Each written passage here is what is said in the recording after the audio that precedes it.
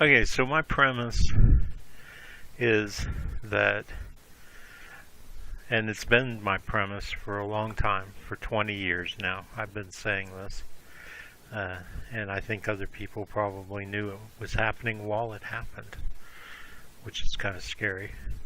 That the rich and the Republicans, the establishment, they wanted to take over the Democratic Party. And just like a covert op to assassinate somebody, like Kennedy or something, they created an operation to take over the Democratic Party. And they did it with this Democratic Leadership Council. They recruited Bill Clinton. They decided he was their man. And as you heard in the previous segment, the Koch brothers funded. They put money into this Democratic Leadership Council. How hard it is to get people to pay attention to, and let me just give you one little example because I think it's so beautiful. In 1933, President Roosevelt, elect Roosevelt, asked Frances Perkins to be his Secretary of Labor. Right. And she comes in with a piece of paper to the new incoming President of the United States, says, yes, I'll be your Secretary of Labor as long as you support a 40-hour work week, a minimum wage, unemployment compensation, abolition of child labor, Social Security, and universal health insurance. And Roosevelt went along. Can you imagine anybody doing that today? Right.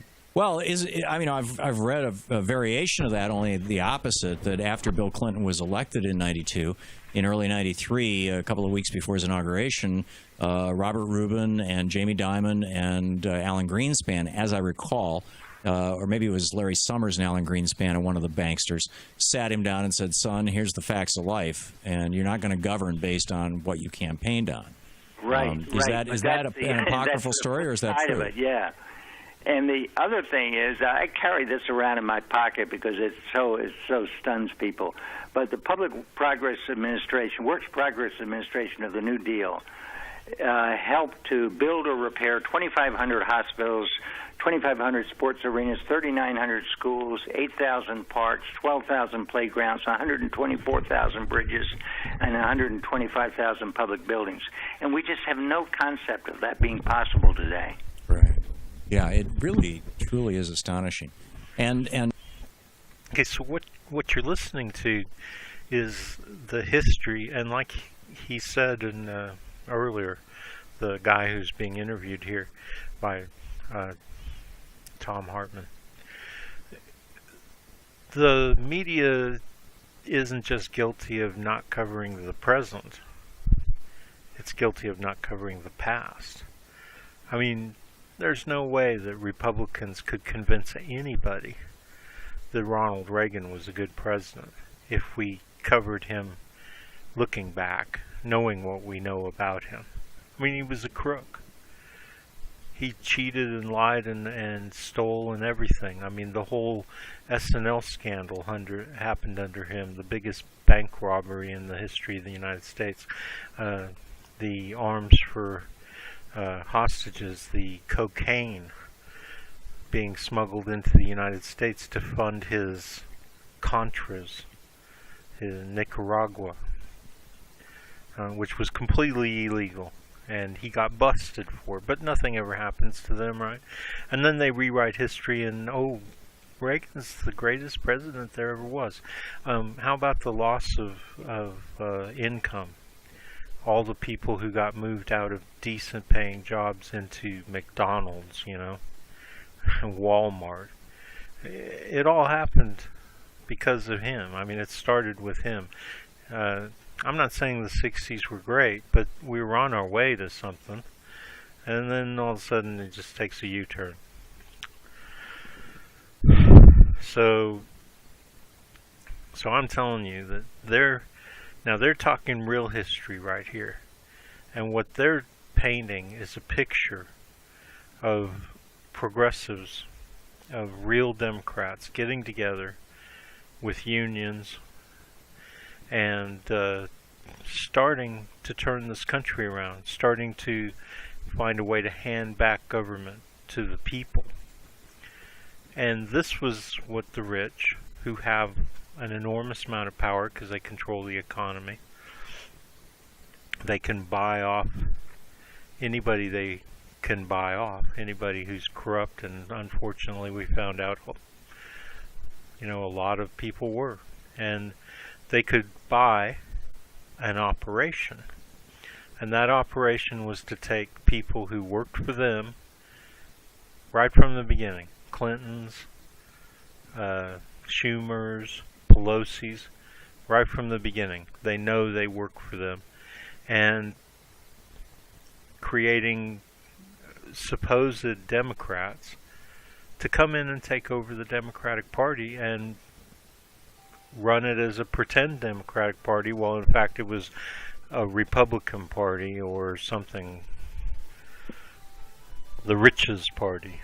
Could just call it the Rich Party. So that's what it is, and everybody knows it now. But nobody can put connect the dots. Nobody can connect the dots. That's something that this right wing or conservative establishment has been able to do for Kennedy.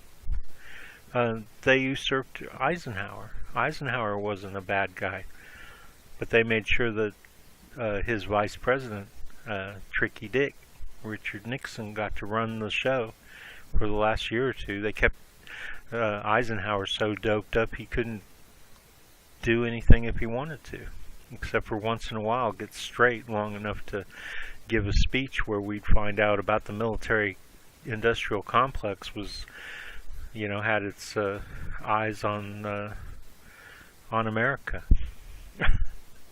So this has been going on all along. These people think that they're cool. They think that they're Mission Impossible. They think that, of course, an evil version of Mission Impossible. Certainly not Tom Cruise. I mean, that's it. That's all that's been going on. Is this whole thing, the Democratic Party, that's been one big operation to make it their own, so that they own it and they run the country.